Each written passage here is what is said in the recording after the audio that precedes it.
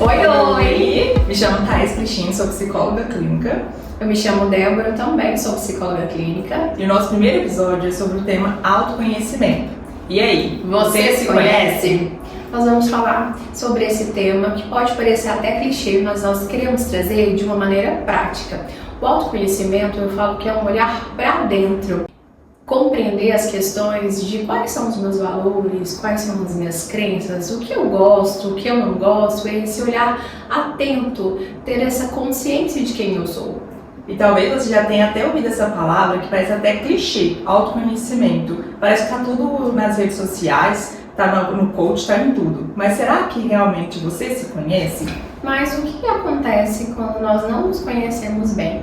Gera uma série de sofrimentos, porque eu não conheço os meus limites, o que eu gosto, o que eu não gosto, e muitas vezes isso prejudica as minhas relações, até questão também de autoestima. Então é muito importante buscar esse autoconhecimento para ter uma vida mais saudável, uma vida mais consciente.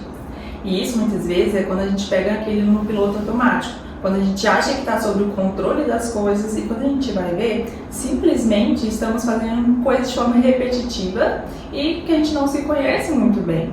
Muitas vezes repetimos padrões autodestrutivos. Então, igual a Débora falou, tanto em relacionamentos, quanto no trabalho, quanto na vida pessoal, quanto na vida social também. Então, aquela sensação de se sentir perdida, se sentir culpada, muitas vezes não sentir que está no próprio corpo. Já percebeu isso, Débora? Sim. Muitas vezes a gente não sente que a gente está no nosso próprio corpo, porque parece que a gente está falando do controle de tudo também, né? É interessante isso, Thaís. Eu gosto de falar assim, que imagina que sua vida fosse um filme. Será que você está sendo o personagem principal? Será que você realmente está fazendo de fato as coisas que faz sentido para você, respeitando os seus valores, o que de fato você acredita?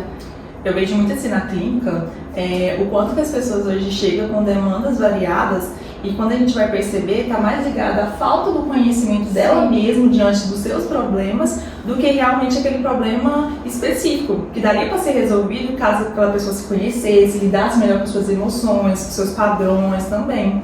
E eu gosto de falar assim, é importante refletir. Por exemplo, tem uma situação específica que me causa muito sofrimento, é importante analisar quais são meus sentimentos. Normalmente eu costumo repetir certos padrões que me geram sofrimento, então eu falo, é sempre um olhar mesmo para dentro, perceber o sentimento, as emoções.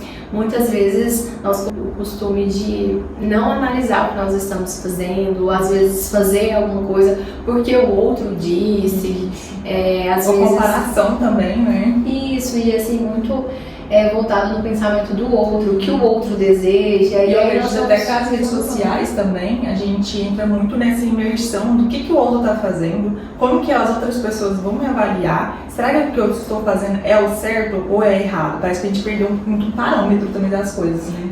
Sim, e é importante isso que você falou, Thaís, porque não tem um padrão específico. Cada pessoa precisa buscar o que é certo pra você. Então, não adianta, por exemplo, eu copiar o que a Thaís faz porque eu acho interessante, porque ela se sente feliz e não é a minha verdade. Então, assim, não existe receita. Então, eu posso assistir vídeos, conversar com amigos, mas eu mesma tenho que buscar o que faz sentido pra mim. Então, acho que isso é importante porque com essa onda de redes sociais, tá muito em alta a questão da comparação.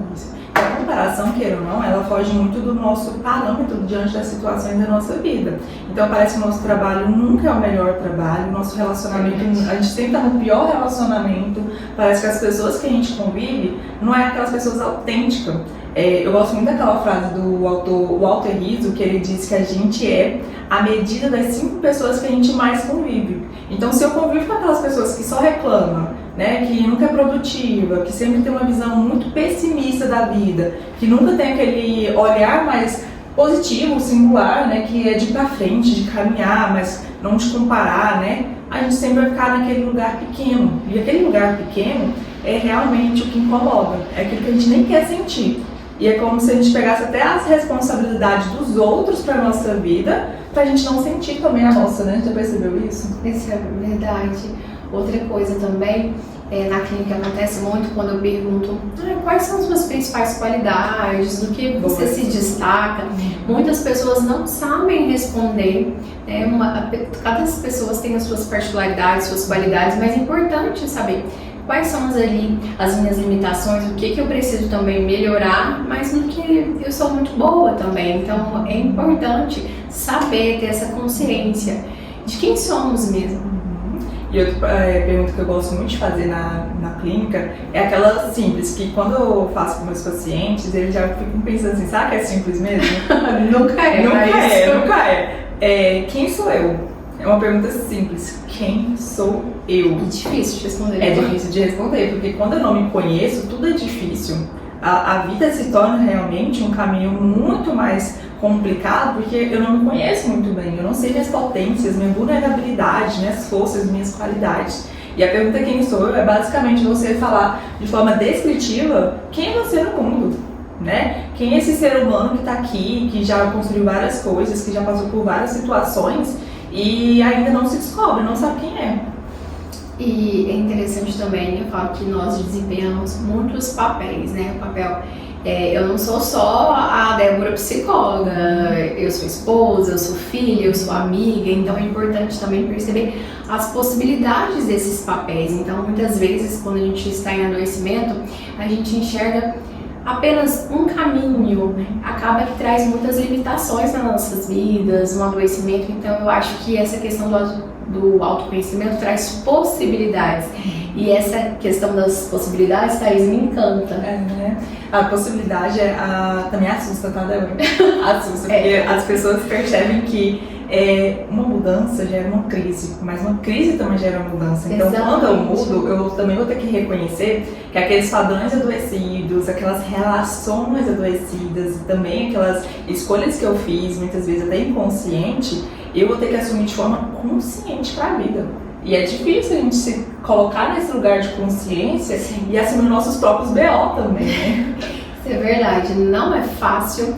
É uma construção e nós estamos em constantes mudanças, mas traz muitos benefícios. Mas assim, como, né, Thaís? Eu quero buscar esse autoconhecimento. Mas e aí, Thaís? Eu quero saber na prática como eu busco esse autoconhecimento. O autoconhecimento, gente, a gente vai perceber que não é uma coisa tão fácil de a gente buscar, né? A gente tem que ter interesse, vontade e uma palavrinha que eu adoro, que é a persistência. Porque sem a persistência, nada acontece. Porque realmente um processo de mudança, ele leva um tempo.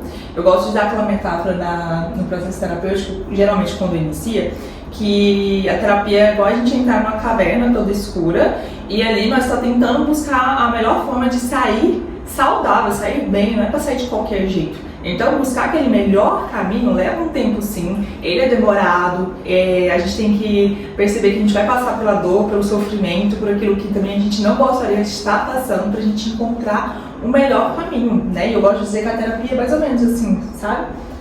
Auxilia bastante. Então, nós indicamos aí, busquem terapia, tem livros também. Outras formas também, cursos, podcast que a gente pode ir aperfeiçoando.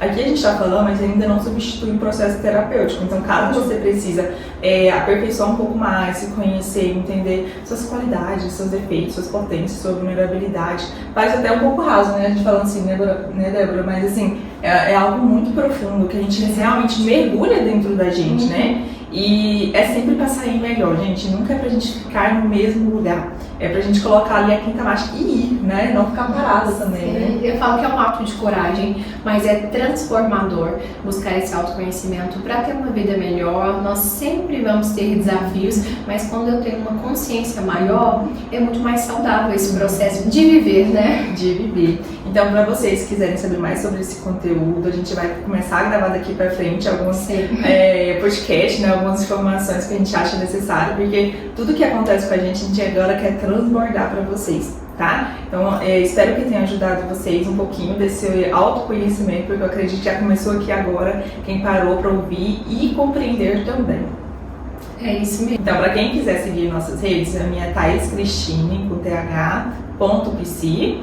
O meu é Débora Lima.psicologia. Então, quem quiser, é só procurar a gente ali e espero que vocês tenham gostado. Tchau, tchau e até a próxima, né, Thaís? Até a próxima.